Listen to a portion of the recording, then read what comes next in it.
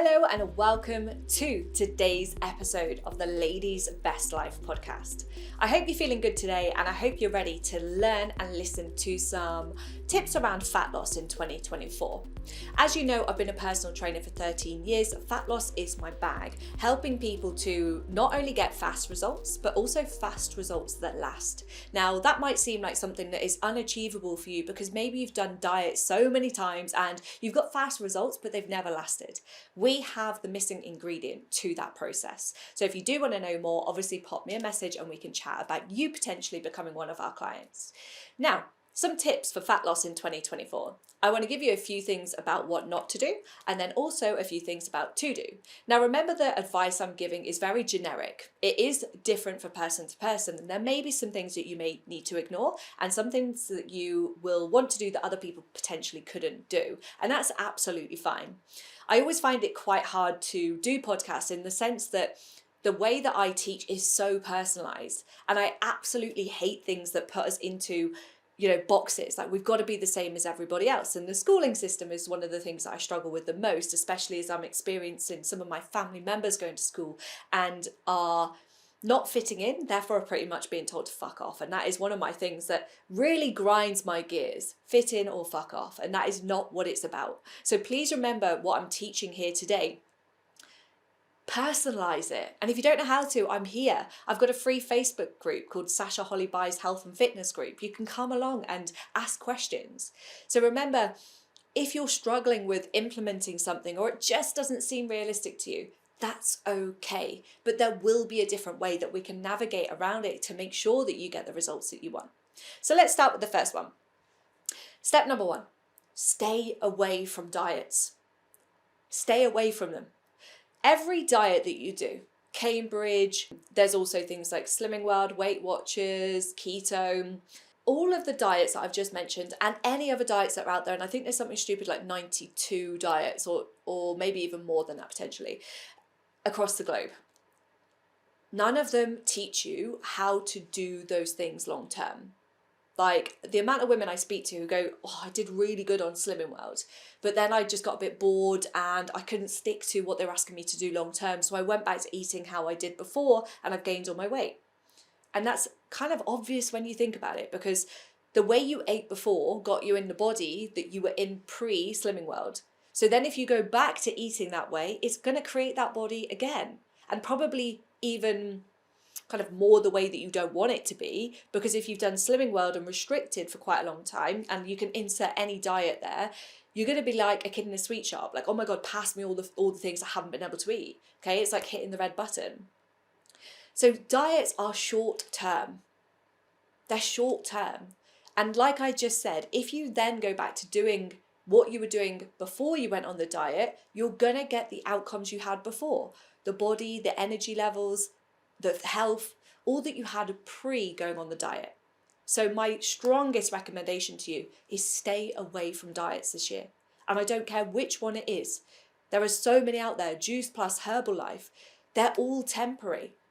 And unless you're going to follow the process all the way through, because I know some of them, although I still disagree with them, are long term, a lot of people don't. They will get to their goal results, their goal weight, and then they'll go, oh, I've achieved it now, therefore I'm going to quit. But then reversibility occurs. So just be mindful. I know how desperate you are. I know how much you want to get to your goal. But don't you want to get there and keep it? The next step is don't play short-term games. Don't implement habits that are only there for short-term. Don't implement habits that you're only wanting to do for a short period of time. Because just like diets, you're going to end up going backwards. Okay, so if you have to stop playing the game, whether it be like, say, in January, run every day challenge, can you really do that long term? I know I couldn't. I don't really know anyone who could do that or would want to. So if you're going to do that for the whole of January, then what happens in February? There's going to be an element of reversibility. So rather than fucking around in all of these short-term things, because, oh, it's fun, and yeah, I'm all for a challenge. But you have to look at the recovery of the challenge. And this is what we're doing. So we're doing a 6-week challenge right now inside Coaching Club. But it's not just about come in, get as lean as fuck and go, and then don't know how to keep those results after. We have a recovery week. Week 7 is all about recovery, making sure that we don't do a massive rebound. So this could be habits like, super simple habits that you think you can do long term, but then you could be in a really quiet period of work right now. So then when work gets busy, you're not going to be able to keep that habit the same. So really think about what habits you can manage and maintain long term. Now, just on that, a motto we use inside Coaching Club is consistently good instead of occasionally great. We want you to be consistently good, not occasionally great. And how you can overcome that is actually give yourself a buffer. So for example, maybe January is your quiet month in work. So you can hit 10,000 steps a day. But February, you've got projects ending, you've got blah, blah, blah, all these different things, right? We need a bit of a buffer. So maybe in February, we're going to have 6,000 steps as our target. So we can then say that as a commitment for the year, we're going to be aiming for between 6,000 and 10,000 steps. That's what consistency looks like. It's not hitting the same dead number every single month or every single day or whatever. You do need to allow yourself and manage your expectations around a little bit of a buffer, a bit of give and take, because consistency is not the same number every single day. And it's the same with your weight. Your set point of weight is not one number. My set point of weight is between 63 and 65 kilograms. I'm currently PMT. I'm going to be towards the heavier end. And I know if I go beyond 65, there could be a few things slipping. So I just need to rein it back in a little bit. And it's about allowing that dance, because that then, it makes it more realistic, because you're never going to be the same way every single day. And also, as life will go through busier and quieter periods, usually not so much quieter periods, we do need to manage our expectations around our habits, because that is what allows us to play long-term games. So the second point, avoid short-term games. The next one, pretty obvious, but don't starve yourself. In the first masterclass that we did inside the Coaching Club on Thursday, the 4th of January, I asked the ladies kind of what they'd been experiencing on social media. The amount of the ladies who'd seen friends doing a 72-hour fast, they called it, to lose the Christmas weight that they put on, there was probably about 5 out of the Coaching Club women who said that they'd seen that on their social media. They're not all, in the same communities. So I wonder how many people across the UK are starving themselves this month. And it's like these fat loss injections. They suppress your hunger hormone. But when you stop doing the injection, this is not even looking at how many health risks these injections will bring. Just looking at the standpoint alone of hunger, when you suppress something, your body then wants to bring you back into homeostasis at some point. So it will want to bring that hunger back up, and it will come back with a fucking vengeance. So you really need to be aware of what you're doing and the consequence it will have. And when you're going down the route of starving yourself, there's going to be some ravenous part of you that's going to come back to light the other side of it. So how can we, if you want to do 5-2, okay? Again, it's another diet. Can you do it long term? I'm not even going to get into that with you today. But if you want to do some element of fasting, that's fine. If that's right for you. I personally wouldn't recommend it, but it's up to you. But how can you do it in a way that you're not going to be bitten on the arse the other side of it with your ghrelin, your hunger hormone coming back with a vengeance? And also, how can you do it in a way that is sustainable long term? Starving yourself for 72 hours to remove the Christmas fat, inverted commas, burn the Christmas fat, is not savvy. Would you get your kids to do that? Probably not. So why are you doing it? Usually you'll be doing it out of desperation. You desperately want to lose weight. You feel awful after Christmas because you were knackered before it. You don't really make a life that is super fulfilling for you. So you get to Christmas and you're like, oh my God, indulge in everything, bury my emotions, eat my emotions, drink my emotions. And then you come the other side of it and you feel awful. There is so many different things that we can work on there in that one sentence. And the final point, because I don't want to keep this, like the list of things not to do could be fucking huge, but I don't want this to feel like an attack for you today. I want you to feel like, okay, like there's some logic behind what she's saying. Actually, yeah, I agree with her that fasting is only short term or dieting is only short term. So actually, maybe it's not right for me. The final thing is don't overtrain. Like I said about like there's a thing called Red January, run every day. Overtraining when you're already tired or overtraining in general is not good for the body. I see so many people, and I saw this so much when I was a personal trainer at Bannatynes and I used to teach classes, and I used to do it myself, who would do like 2 classes a day. You know, lower back was sore, joints just felt quite achy, fucked all the time, so I'd rely on caffeine. And I see so many people do this, and what baffles me even more is I was fucking like mid-20s then. So I could kind of get away with it. But I see women who are 40s, 50s, going through menopause, absolutely knackered, working night shifts. They are doing this. And I'm like, do you not understand the negatives, the repercussions, the consequences that this is going to have? Overtraining is not a badge of honor. It's the same as overworking. Overtraining is not to be celebrated. You are fucking your body up. And if you're already tired and stressed, exercise is stress on the body. So you're literally just boosting up your inflammation, which is such a health red flag. How can you train in a way where it gives you energy? Where you can understand that actually, yeah, I train 3 times a week and I hit my step target every day. And actually I feel good from it. I don't feel tired. I don't need to take caffeine to get myself to work out. How can you do that? And sure, like I actually really enjoy going and doing a spin class. It is one of the fucking worst ways, along with HIIT and stuff, to like boost the inflammation up in your body. But I do it and then make sure the next day is a rest day and I properly bring my kind of like central nervous system back down. I have a calm day. I don't drink caffeine anymore. Maybe have 1 caffeinated coffee a month. Don't drink alcohol for the same reasons, although that I will have as and when I want to, which isn't very often. But overtraining is not a badge of honor. And depending on what age you're at, it will have more kind of consequences than other ages. The older you are, the more consequences it's going to have. So let's focus on what to do now. Because you might be there going, oh, fucking hell, like that is everything I do. So what am I meant to do? So let's talk about it. Focus on long-term games. I've taught you through this already. What are you going to be happy to do for the next 10 years, for example? And instead of thinking about starting a new diet, think about starting and creating a new lifestyle. That's where things get different. Because it takes the pressure off of thinking, fuck, I've got 6 weeks and I've got to change everything. Oh my God, oh my God, oh my God, blah, blah, blah, blah. Scary. If we go, actually, I'm cultivating a new lifestyle now. And that takes time, because habit stacking takes time. The power of the 1%, as James Clear says about, is what we need to focus on.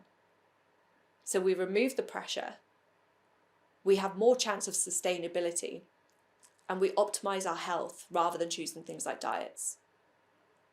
Because diets pull you away from focusing on what your body needs to be operating at its best. Eating the rainbow, so loads of fruit and vegetables every single day, loads of diversity. Having plenty of protein, so a serving of protein with every meal and an additional one as a snack.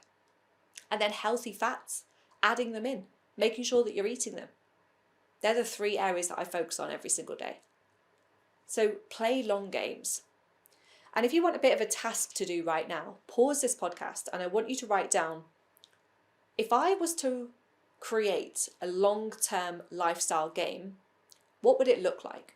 And just give me like 5 to 10 bullet points. What ones of those are you doing now? Tick them off. What's the next easiest one for you to add in?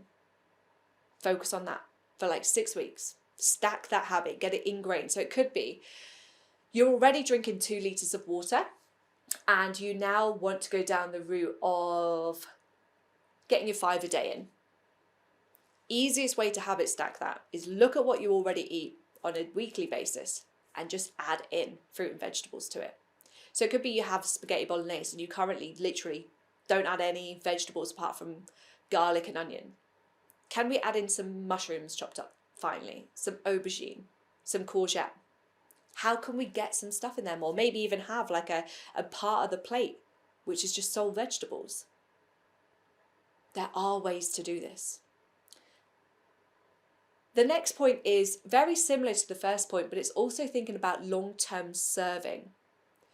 So instead of not just only focusing on the habits that you can do long-term, but it's the things that are going to be beneficial to you in years to come. So dieting isn't going to be beneficial to you now, it isn't going to be sustainable long-term, and it isn't going to serve you from a health standpoint long-term. And then also even think about like your relationship with food. Diets generally damage your relationship with food. So as well as thinking in point one, long-term gains, we want to think about long-term serving. So understanding yourself so much more, embedding habits that prioritize your health, forming deeper connections with your family and friends, whatever it could potentially be. What things can you embed right now that you in 10 years' time are going to look back and go, I feel so much better because of that? For me, it's looking at alcohol and caffeine. As tempting as it is, because my favourite drink in the whole world is Kia Royale, and I could probably literally just get away with having one of those a month and be happy. But I do sometimes get pulled into drinking a bit more. That isn't serving me long term. And as hard as it is now, I'm trying to be long term serving. But again, giving myself permission if I do fuck up and end up getting drunk like I did on Christmas Day, but then paid for it. So it's about allowing yourself to be human. We all fuck up as humans, but still having that North Star in our vision. And that's okay. Point 3, try and address your whole self. So when I was a personal trainer, the thing that kind of frustrated me the most was I was only really helping people with their body. And a lot of the time people only came in to work with me as a personal trainer on their exercise. They would only do exercise when I was there. They wouldn't come into the gym any other time. And I found that really hard because we're not creating a lifestyle which is empowering. We're creating a dependency. So how can you encapsulate the 3 pillars of the coaching club? Mind, body, life. How can we bring all of those in? So mind could be working on your self-talk. You could speak to yourself like shit. So how can we work on that? When your inner critic pipes up and like, you're useless. She's like, I'm doing the best I can with the tools I have at the time. Mind could also be overwhelm. You could decide to listen to some podcasts around overwhelm and how to deal with it. Life could be boundaries. Do you currently have no time for yourself because you work late and then you've got no boundaries with your family? How can we change one thing that you finish work on time every single day, regardless of what happens? Don't know what is going to be the easiest thing for you to change. That's up to you to decide, but they're just some ideas. And then body could be nutrition, it could be exercise, whatever it could be, and be specific. So with exercise, I'm going to do 3 workouts every single week, no matter what happens. Unless I'm poorly, then I'll allow myself to rest. In nutrition, it could be I'm going to add my 5 a day in. So be whole self-serving. Now that doesn't mean we now jump on the overwhelm bandwagon, right? And we're now thinking about all these different things we need to do. Think about the lowest hanging fruit. Think about the quickest wins and start with those. Point number 4, try and include the people in your life. And it doesn't need to be that they're fully on board with you in everything that you're doing, but speak to them, communicate to them. So it could be your children. Your mum is now going to be doing workouts 3 mornings a week. She's going to be in the home gym from 8 till 8:30. Oh, that's probably a bit late for school time, isn't it? 7 till 7:30. You do not interfere with me at that time. And every time they come in, you say, go away, you can go and do your things until 7:30, and then we're going to start getting ready for school. Including the family, and it could also look like every Saturday morning, you chat about what food you'd like to eat throughout the week. And everyone can pick a meal for the menu. Or just like certain ingredients that they want to have this week. So you bring them into the planning a little bit more. Get them included into it. You could have a timetable on the wall where people know where everyone's going to be. But the more you can bring family and friends into your new lifestyle, the easier it's going to be. The worst thing you can do is keep it secret and try and hustle it on your own. Communicate with your partner if you have one.